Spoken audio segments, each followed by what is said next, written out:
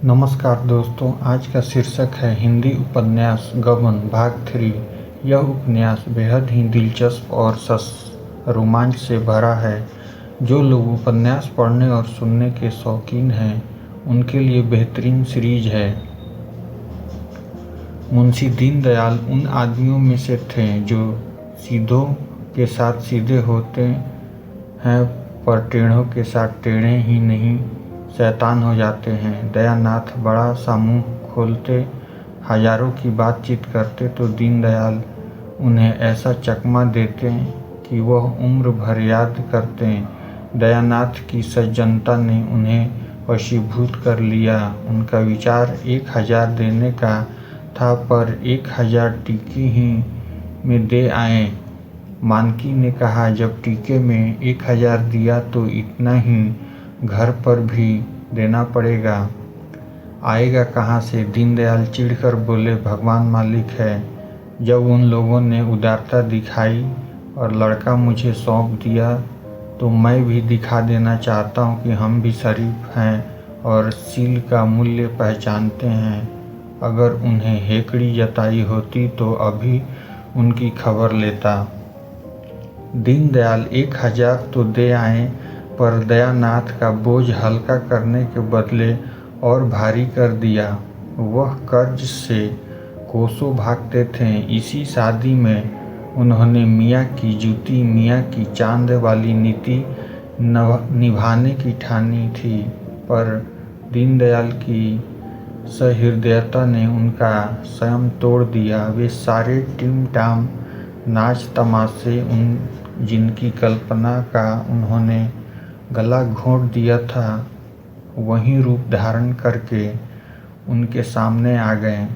बंधा हुआ घोड़ा थान में खुल गया, उसे कौन रोक सकता? धूमधाम से विवाह करने की ठन गई। पहले जोड़े गहने और उन्होंने गौण समझ रखा था, अब वही सबसे मुख्य हो गया। ऐसा चढ़ावा हो कि मड़वे वाले देखकर भड़क उठें, सबकी आंखें खुल जाए। कोई 3000 का सामान बनवा डाला। सराफ को 1000 नगद मिल गए। 1000 के लिए 1 सप्ताह का वादा हुआ तो उसने कोई आपत्ति न की। सोचा 2000 सीधे हुए जाते हैं, 500-700 रुपये रह जाएंगे, वह कहाँ जाते हैं। व्यापारी की लागत निकल आती है तो नगद को तत्काल पाने के लिए आग्रह नहीं करता। फिर भी चंद्रहार की कसर रह गई। जड़ाऊ चंद्रहार 1000 से नीचे अच्छा नहीं मिल सकता था। दयानाथ का जो लहराया कि लगे हाथ उसे भी ले लो, किसी को नाक सिकोड़ने की जगह तो न रहेगी। पर जागेश्वरी इस पर राजी न हुई। बाजी पलट चुकी थी। दयानाथ ने गर्म होकर कहा, तुम्हें क्या, तुम तो घर में बैठी रहोगी, मौत तो मेरी होगी। जब उधार के लोग नाक भौं सिकोड़ने लगेंगे। जागेश्वरी, दोगे कहाँ से? कुछ सोचा है? दयानाथ, कम से कम 1000 तो वहाँ मिल ही जाएंगे। जागेश्वरी, खून मुँह लग गया है क्या? दयानाथ ने शर्मा कर कहा, नहीं नहीं, मगर वह आखिर वहाँ भी तो कुछ मिलेगा। जागेश्वरी, वहाँ मिलेगा तो वहाँ खर्च भी होगा। नाम जोड़े गहने से नहीं होता, दान दक्षिणा से होता है। इस तरह चंद्रहार का प्रस्ताव रद्द हो गया। मगर दयानाथ दिखावे और नुमाइश को चाहे आवश्यक समझें, रामानाथ उसे परम आवश्यक समझता था। बारात ऐसे धूम से जानी चाहिए कि गांव भर में शोर मच जाए। पहले दूल्हे के लिए पालकी का विचार था। रामानाथ ने मोटर पर जोर दिया।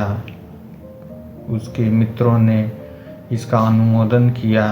प्रस्ताव स्वीकृत हो गया। दयानाथ एकांत प्रिय जीव थे। न किसी से मित्रता थी न किसी से मेल जोल। रामानाथ मिलनसार युवक था। उसके मित्र ही इस समय हर एक काम में अग्रसर हो रहे थे। वे जो काम करते, दिल खोल कर आतिशबाजियाँ बनवाई तो अव्वल दर्जे की, नाच ठीक किया तो अव्वल दर्जे का, बाजे गाजे भी अव्वल दर्जे के, दोयम या सोयम का वहाँ जिक्र ही न था। दयानाथ उनकी उच्चंदता देखकर चिंतित तो हो जाते थे, पर कुछ कह न सकते थे। क्या कहते हैं दोस्तों, भाग 3 समाप्त हुआ। आगे की कहानी भाग 4 में सुनेंगे। दोस्तों, कहानी पसंद आए तो चैनल को लाइक और सब्सक्राइब ज़रूर करें। हम आपके लिए ऐसे ही बेहतरीन उपन्यास लाते रहेंगे। धन्यवाद।